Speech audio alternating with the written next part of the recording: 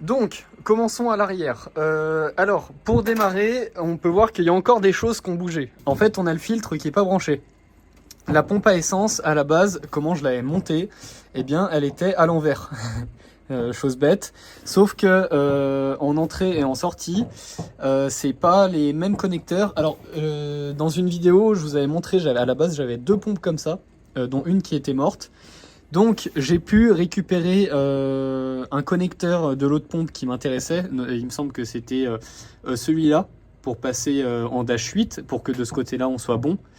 Et de ce côté-là, à la base, on était en dash 6, il me semble. J'ai pu aussi récupérer un dash 8 parce que j'avais déjà un réducteur pour aller directement sur la rampe d'injection. En fait, simplement, ici, je ne pouvais pas mettre de dash 10, je n'avais pas ce qu'il faut.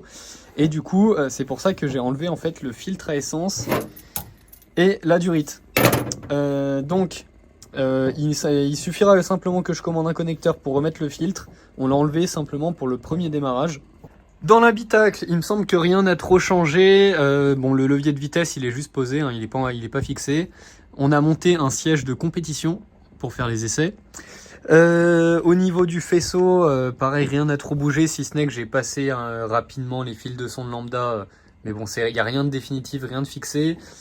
Il y a le calculateur UAB, pareil, qui est posé un peu à l'arrache parce que les fils sont un petit peu tendus. Là, on peut voir, en fait, le faisceau d'allumage, c'est celui-là, il me semble, qui tend un petit peu.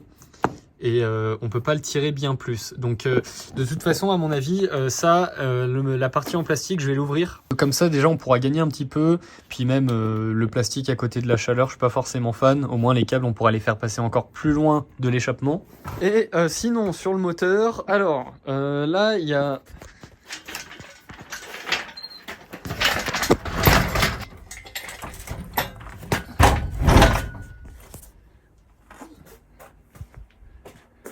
Accident de parcours en direct.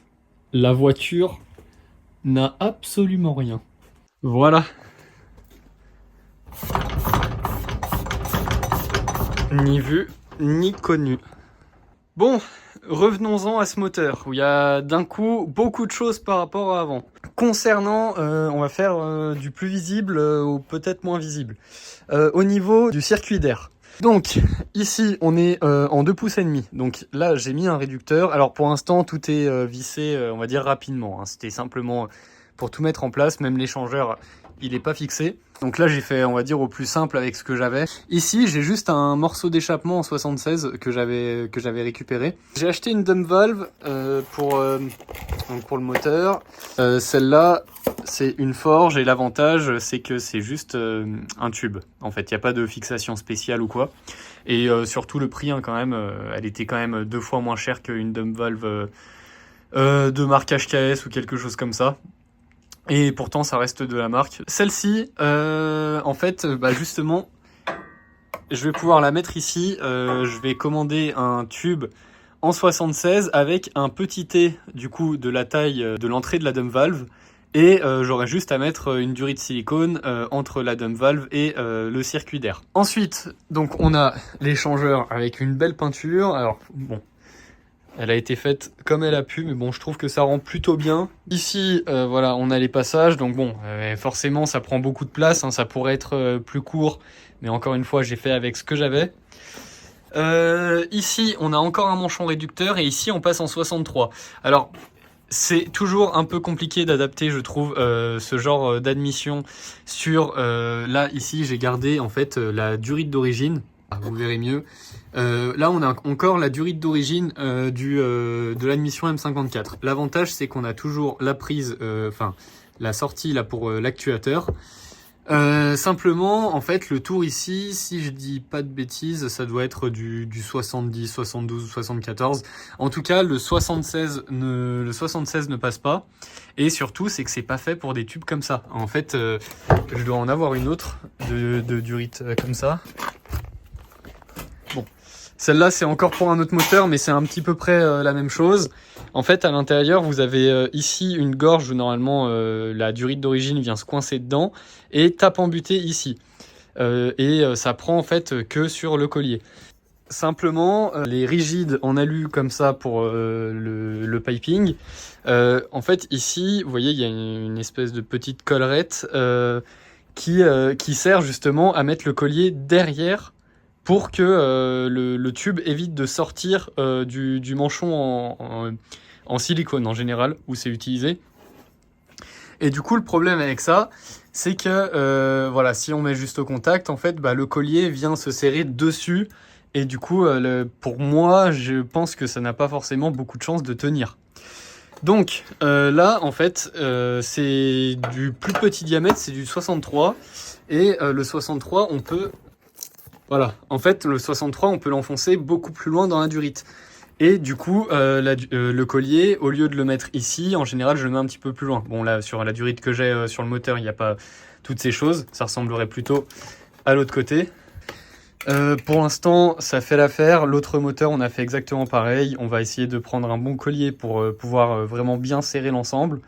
Et puis, bah, on verra voilà, si on n'a pas trop de problèmes de fuite de ce côté-là. Alors, au niveau du radiateur, il va falloir que je change les colliers. Vous voyez, là, j'ai même rajouté un riselant. Enfin, c'était vraiment pour faire les essais et faire légèrement chauffer le moteur. Mais c'est pas très étanche pour l'instant. Donc je voulais faire en fait avec les durites que j'avais déjà quelque chose on va dire de temporaire pour voir comment fallait présenter l'ensemble. Par la suite je pense que je ferais faire des durites silicone sur mesure en fait avec les bonnes dimensions. Donc ici c'était très simple, voilà juste une durite qui descend un petit peu avec un virage. D'ailleurs sur le carlostat du M54 normalement il y a des connecteurs comme celui-ci, simplement, là, j'avais pas de bons connecteurs sous la main. Ceux-là, ils sont tout pourris.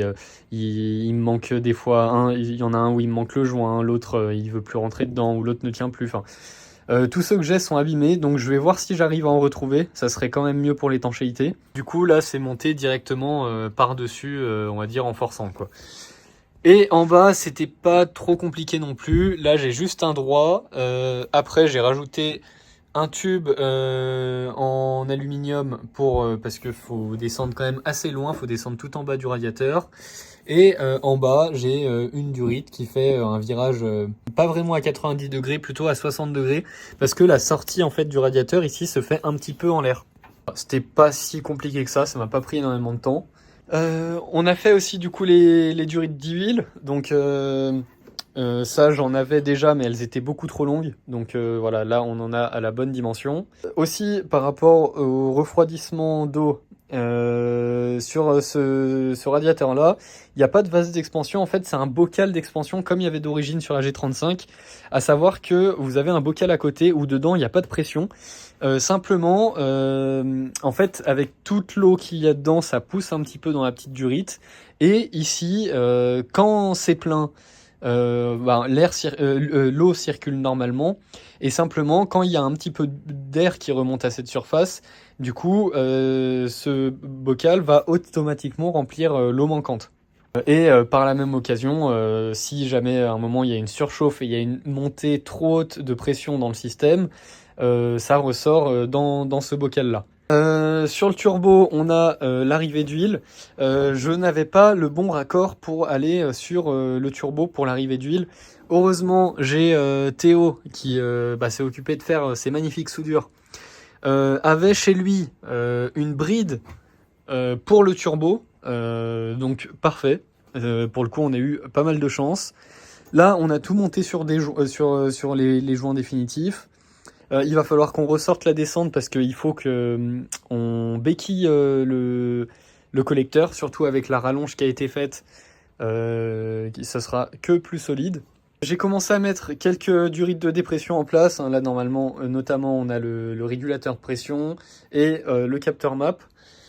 Il me restera, alors en système d'air, il me restera à raccorder le master vac du coup de la G35 sur l'admission. Il y a une sortie qui a l'air parfaite pour ça, il me faudra juste une bonne durite. Du coup, la dump valve, voilà, juste une durite à mettre ici. Et la Westgate aussi, il y a une prise pour la durite ici. Pour la direction assistée, j'ai mis en place le bocal. Il n'est raccordé à rien pour l'instant. En revanche, si j'arrive à vous montrer sous la voiture avec le peu de place que j'ai, alors Voilà, je la vois ici. Voilà, ici on a pu faire un raccord. La durite de direction assistée qui est à ma gauche de la G35. Et ici on a fabriqué une autre durite qui ici vient se reprendre sur le raccord d'origine du moteur M54. D'origine on a ce petit coup d'ici et là on est venu faire du coup sur ce raccord là une fixation pour le flexible fabriqué. Le seul inconvénient c'est qu'on a rajouté un raccord et on va dire c'est toujours mieux d'en avoir moins pour éviter les problèmes de fuite. Mais c'était quand même la solution la plus simple, surtout que le raccord de la G35 derrière, il est serti et ensuite il va directement sur la crémaillère. J'ai commencé à essayer de le desserrer, il a l'air complètement grippé, donc pour l'instant ça ira très bien pour éviter de le toucher.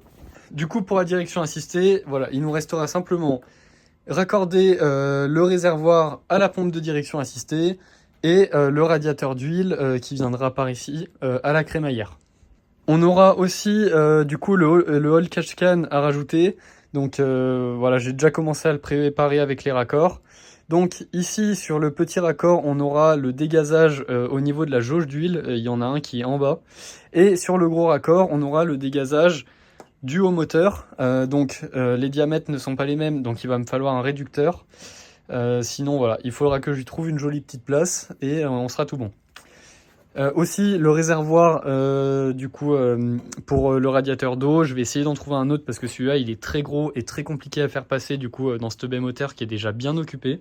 Il va aussi nous rester du coup la ligne d'échappement à faire, rajouter la sonde lambda et la sonde EGT. Et sinon on sera déjà pas mal. Et actuellement le moteur roule déjà plutôt bien. Je vous montre ça.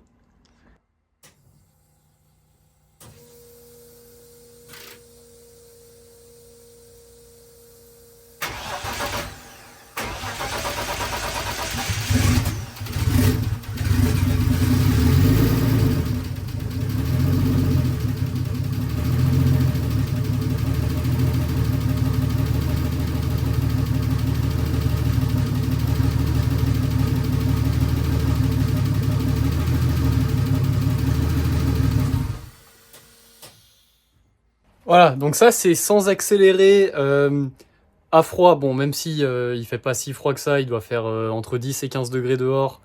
La voiture n'a pas démarré depuis au moins 48 heures. Ça démarre quand même très bien, donc c'est très encourageant quand même pour la suite. Et ça, je suis très content. Comme je vous rappelle, ça reste un moteur que j'ai refait. C'est un de mes premiers moteurs quand même que je refais avec autant de choses modifiées dessus. Donc que ça démarre aussi bien, pour l'instant c'est un soulagement. On espère que ça va continuer à bien se passer. Bon, du coup, suite au démarrage de ce moteur, on va attaquer l'Altra arrière parce que j'ai pas mal de choses à faire et c'est quelque chose que je procrastine un peu depuis un moment parce que j'avais forcément envie de surtout avancer le moteur et il va quand même falloir aussi bosser sur le train arrière. Donc qu'est-ce que je lui ai prévu? Donc on passe tout en tirant réglable. À l'avant, j'avais que des tirants de carrossage qui étaient réglables. En fait, le problème sur ces voitures-là, c'est que même si vous achetez des tirants de carrossage, vous pouvez pas régler le carrossage comme vous voulez parce que moi, je voulais mettre le carrossage à 0, par exemple. Et sauf que si je voulais faire ça, vu que la voiture était rabaissée, ça tirait trop sur les autres tirants. Et en fait, ça me rajoutait de la pince. Donc, je pouvais jamais avoir la géométrie que je voulais. Donc là, au moins, tout sera enrotulé, tout sera réglable et on pourra voir exactement ce qu'on veut. De ce côté-là, j'ai déjà fini le plus gros. J'ai aussi monté des cales de 40 sur les roues, où là on voit que ça vient bien à fleur. Le rendu est pas mal, je trouve. Et bien on peut voir ici, on a le tirant de parallélisme en bas, celui de carrossage et tout au fond celui de chasse. Donc voilà, les trois tirants de ce côté-là sont en place. D'ailleurs, vous le verrez dans notre vidéo, j'ai fait le circuit de freinage là qui est fini pour les roues arrière.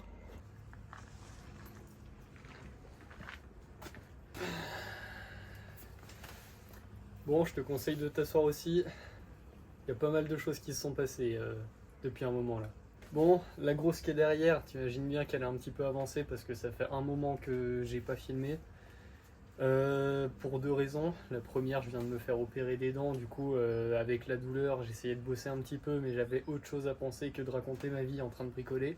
Et la deuxième, c'est qu'il y a quand même pas mal de choses qui ne sont pas passées comme prévu, et quand ça se passe pas comme prévu, en général t'as pas trop envie de partager tes exploits, les solutions que tu trouves, c'est souvent des choses que tu peux d'ailleurs pas montrer à la caméra. Donc on va quand même faire un point. Alors, sur ce bloc moteur, on a commencé à bien avancer. Alors, ça reste que des petits détails, hein, du coup c'est de moins en moins visible. À savoir déjà le circuit, tout ce qui est le circuit de dépression. En fait, toutes les petites durites comme ça par exemple, même sur le Master Vac, il faut bien le raccorder pour avoir du freinage. Donc ça c'est toutes des choses que j'ai pu finir. La Westgate ici du coup, elle est raccordée. Et puis la dump valve ici. Alors ça c'est un turbo d'origine qui est fait pour avoir une Westgate interne. En fait vous voyez souvent les cordes chaudes turbo comme ça à 5 boulons, c'est souvent parce que ici il y a l'emplacement pour mettre une Westgate interne.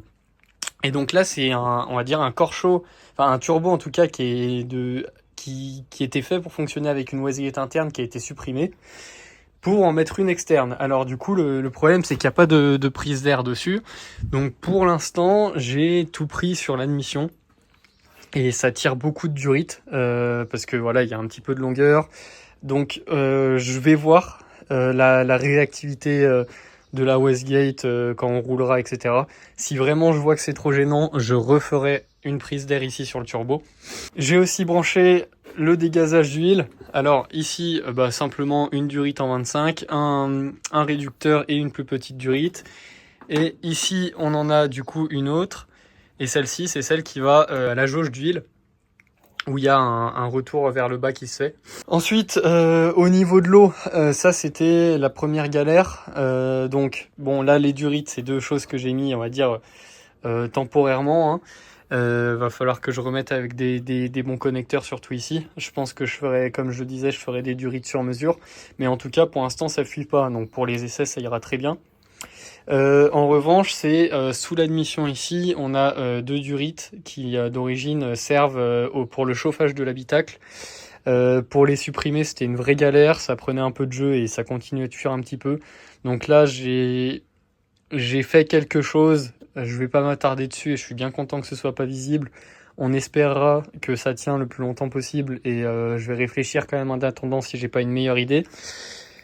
Donc l'eau, on est bon. Là j'ai le bocal d'expansion, j'en ai commandé un autre plus petit qui sera plus facile à incorporer, mais pareil celui-là, pour l'instant je peux le laisser traîner par ici pour les essais, ça gêne pas.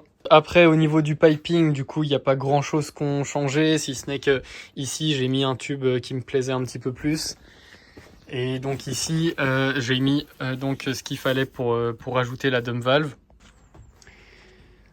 Au niveau de l'échappement, on n'a pas fait grand chose, si ce n'est qu'on a rajouté juste un début de descente avec la tresse et la sonde lambda. Ici, il faudra qu'on mette la sonde GT pour les températures de gaz. On a fini de modifier aussi la face avant, du coup on a refait les fixations pour le radiateur d'eau. Aussi en bas, du coup il n'y avait plus les fixations là, du coup ça a été tout refait. Là il restera juste les supports de pare-choc et les supports de phare. Et au niveau de l'habitacle, ça a un petit peu avancé aussi. Alors bon, ce faisceau je l'ai toujours pas caché, hein. Je pense que je ferai vraiment au dernier moment parce que j'ai pas envie. J'ai rajouté le levier de vitesse, le frein à main hydraulique et j'ai commencé à remettre le siège. Donc là, le levier de vitesse, en fait, bon, normalement c'est un levier de vitesse pour E36, donc forcément que ça demande un petit peu d'adaptation. Vous voyez, j'ai dû refaire une platine par-dessous pour bien le fixer, redécouper au milieu, etc. Mais là, ça fonctionne bien, je suis content. Et je trouve qu'il rend quand même super bien ce petit levier de vitesse. Pareil, le frein à main hydraulique, j'ai refait des fixations. Il faudra que je les peigne pour homogénéiser un peu le tout. Donc voilà, mine de rien, ça a un petit peu avancé quand même. À l'arrière, bon là on commençait à mettre, parce qu'il va falloir qu'on cloisonne le coffre. Au niveau de l'essence, j'ai rajouté le filtre, hein, du coup j'ai remis le circuit comme il devait être. J'ai toujours pas de bouchon pour ce réservoir là. J'espère que je vais en trouver un, pas que je dois en faire un sur mesure, sinon ça va être un peu chiant. J'ai fini le circuit de freinage aussi, donc ça voilà pour l'arrière. Et à l'avant on a tout ici, le petit T, après ça part sur chaque roue. J'ai remis les étriers, j'ai commencé à remettre les plaquettes, là il va falloir que je purge. Pareil pour l'embrayage, donc j'ai fait les rigides qu'il me fallait, j'ai tout remis en place. Et il y a une pièce assez importante de cette prépa quand même, l'arbre de transmission, donc il est en place. Voilà, il a été raccordé, donc il y a un manchon entre les deux qui emboîte les deux parties d'arbre de transmission de 10 cm de chaque côté. Donc là, forcément, avec les grosses traces de soudure, il mériterait bien un bon équilibrage, on va dire. Ça, je me suis déjà un petit peu renseigné. On va voir pour le faire équilibrer, parce que là, sinon, à mon avis, ça va quand même faire des gros tremblements. Et là, comme tu peux voir, l'échappement dont je te parlais. Donc voilà, on a juste pointé un petit coude pour que si je puisse faire des essais, que ça fasse un petit peu de moins de bruit pour l'instant. Bon, premier changement de plan, je viens de m'arrêter pour recevoir un colis. Tac, regarde-moi ça. Mon bocal de liquide de refroidissement, parfait, arrivé beaucoup plus tôt que prévu. Et écoute, pour une fois, je suis bien content. Allez, avec les petites platines de fixation. On va voir si on a quand même pas d'autres durites parce que le orange, c'est pas incroyable. Mis en place. Bon, j'ai trouvé un petit endroit très simple. Ça ira très bien. Ça fait un petit peu moins de bordel du coup. Même si, forcément, il y a encore 1 milliard de durites qui partent dans tous les sens. Voilà. Je suis content de ce petit réservoir à 19,77 €. Pour te finir mon dernier point là, concernant tout ce qui s'est passé pendant tout ce temps, j'ai eu un gros problème qui m'a aussi beaucoup pris de temps depuis 2 jours là. À savoir que comme on l'a vu, la voiture démarre, donc j'ai commencé à vouloir faire des premiers réglages. Impossible d'avoir un signal de son lambda. Je regarde tout, pas de signal. Voilà, tout est bien branché, tout est bien paramétré. Je ne comprends pas. La sonde lambda ne chauffe pas. Elle est neuve. Je me dis c'est quand même bizarre. Ce serait bizarre qu'elle soit morte. Du coup, au bout de 2 jours, j'ai pété un câble. Je me suis barré. Je suis allé chercher chez un pote son calculateur Kadata et sa sonde lambda, voilà, pour vraiment tout avoir. Et donc, le voici d'ailleurs. Il est à son calculateur. Bon. 1h30 de route pour récupérer ça. Allez, plus qu'à faire le retour. Et apparemment, ça serait la sonde lambda qui sera en cause parce que j'ai remis le UAB en place et j'ai de la valeur lambda avec sa sonde. Donc incompréhensible. Enfin, ça fait un peu chier parce que la sonde lambda est neuve et ça vaut un peu de sous quand même, ces sondes de merde. Enfin bref, ça m'a bien bousillé pas mal d'heures de disponibles pour avancer sur la voiture. Mais bon, c'est réglé. Donc là tu vas me dire, Mathieu, la voiture elle démarre, l'arbre de transmission est en place, donc les roues logiquement elles peuvent tourner. Il y a du frein, il y a de l'embrayage, qu'est-ce qu'on attend? Et t'as bien raison de me demander. Il me reste juste 3 détails. Là, il faut que je raccorde de la direction assistée. Il me reste encore 1 ou 2 durites à mettre. Il faut que je purge tout le système de frein et le système d'embrayage. Et après, on devrait être pas trop mal pour enfin sortir cette bête sur les graviers juste en dessous de toi. Eh bien, la direction assistée va encore attendre un petit peu. Là, j'ai quasiment tout qui est en place. J'ai le radiateur qui est là. J'ai fait passer les durites. J'ai raccordé toutes les durites. Simplement, je vais pas pouvoir le mettre en huile parce que quand j'avais démonté le V6 l'année dernière, j'avais ce raccord-là de crémaillère en fait, où le moteur était venu taper sur le raccord et ça l'avait plié. Et donc en fait, il est plus étanche. Et bon, ça je le savais. Mais j'avais démonté une 350Z où j'avais récupéré un raccord dessus. Sauf que, voilà, en fait, on peut voir que c'est ce coude-là là, qui allait ici. Sauf que, comme on peut voir, celui-là, il est plus court. Parce que c'est pour une 350Z RHD, en fait. Où, du coup, la disposition de ces rigides-là, avec la crémaillère, du coup, ne passait pas au même endroit. Donc, il va falloir en refaire un. Voilà, malheureusement, on n'aura encore pas de direction assistée tout de suite. Maintenant que je l'ai fait tourner le moteur quelques fois, je voulais faire un test de compression. Alors, si vous voyez ça, c'est que ce sera plutôt bien passé. Parce que forcément, si j'ai la moitié des cylindres qui sont à 6 bars, je pense que ce sera une information que je garderai pour moi.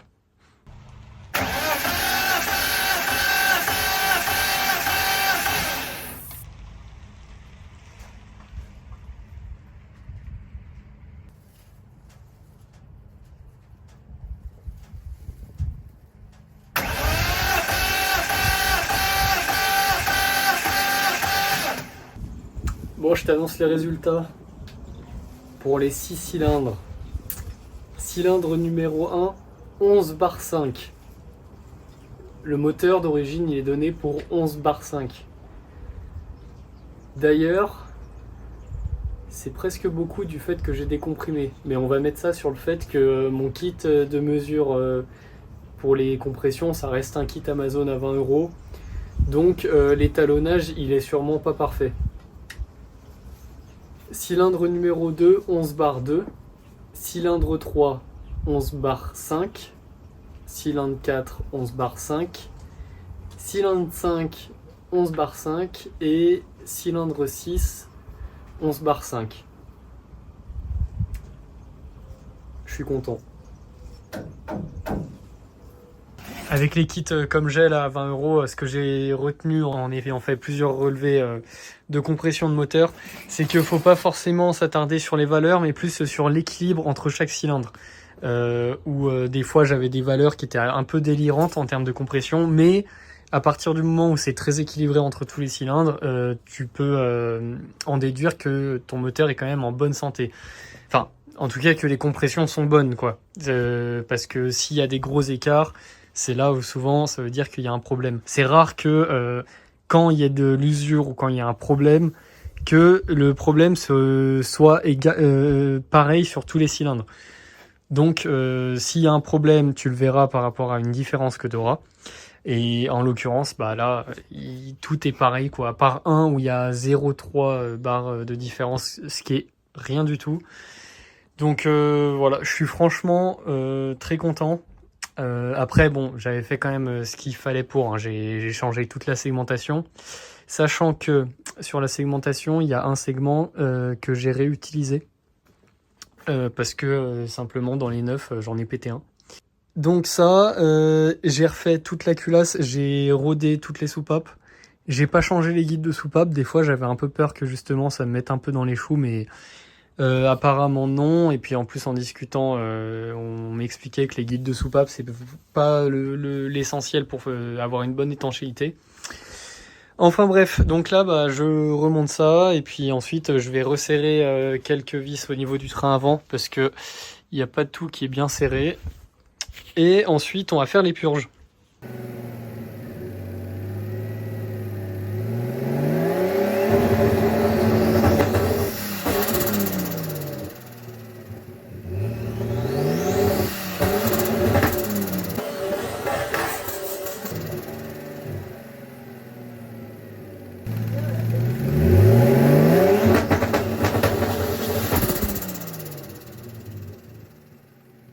Bon, bah cette petite auto continue d'avancer un petit peu. Comme tu as pu le voir, elle commence à plutôt bien tourner déjà au niveau du moteur. Normalement, j'ai de quoi faire la direction assistée. Là, j'ai pu récupérer du coup quelques tuyaux de cuivre au bon diamètre et les outils pour faire du coup le raccord qui me manquait pour la direction assistée. On a aussi purgé les freins. Alors de ce côté-là, bah, on peut le voir au pneu, ça a coulé dessus. J'ai l'étrier qui fuit. Je comprends pas. Bon bah après c'est pas des étriers de très bonne qualité que j'ai acheté, mais bon, ça fait un peu chier, donc là je vais voir pour envoyer un message au vendeur. J'ai remonté le cardan à l'arrière parce que j'en avais démonté un pour bouger la voiture, c'était plus facile. Et on a purgé l'embrayage. Alors la sensation à pédale me plaît pas énormément, genre la pédale est pas extrêmement dure, elle est très molle. Mais ça a priori l'air de marcher.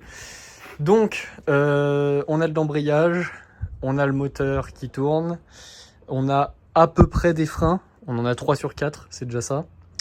Il manque juste la direction assistée, mais on va quand même essayer de sortir cette voiture du garage. Il faut que je remette les planches ici, il faut que je bouge un peu tout le bordel qu'il y a devant le garage. Même si je pourrais faire la direction, là, la sortir du garage, ça me ferait beaucoup de bien pour le mental. Et au moins, on passerait d'une voiture en préparation à une voiture qui roule, mais qui est en panne. Voilà, c'est déjà une évolution de statut, je trouve.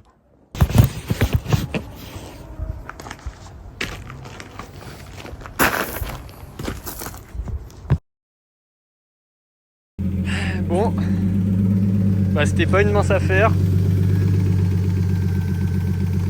J'ai le récepteur d'embrayage qui plaque pas complètement. Du coup, ça, quand j'appuie à fond, ça me met un point de patinage. Ça débraye pas complètement. Donc là, à mon avis, je vais en mettre un neuf. On verra si ça suffit.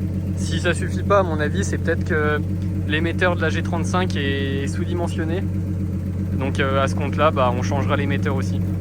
Bon, et ben on va se laisser sur ça pour la fin de cette vidéo. Bon, mine de rien, on a eu une belle avancée aujourd'hui. Content qu'elle soit enfin dehors. Donc bah là, on va essayer de régler tous les petits soucis qu'on a déjà pour la rendre vraiment roulable. On a par exemple en premier l'embrayage. Soit le récepteur d'embrayage est mort, c'est possible. La tige peut aussi être trop courte. Et la pire des choses que je ne pense pas, mais bon, si je change des récepteurs et que ça c'est toujours pas ça, c'est peut-être aussi simplement l'émetteur qui est sous-dimensionné pour le récepteur BM, vu que c'est l'émetteur d'origine de la G35. Ensuite, il va falloir qu'on règle un petit peu la voiture, qu'on finisse la direction assistée, que je règle ce problème-là sur l'étrier, à voir si j'arrive, si je prends directement un nouvel étrier, si j'arrive à m'en faire renvoyer un ou si je change des joints de ceux-là. Et ensuite, il va falloir qu'on aille l'essayer, qu'on aille la rouler, qu'on puisse essayer de voir les réglages à faire au niveau du moteur, s'il y a différents problèmes qui surviennent. Donc déjà des roulages soft. Et assez rapidement, il va falloir qu'elle soit prête pour qu'on puisse faire un entraînement en drift. Parce que actuellement, on est début mai. Dans un mois, il y a la Drift Cup. On est très short en timing. Allez, sur ce, je vous dis bon courage à tous. À la prochaine.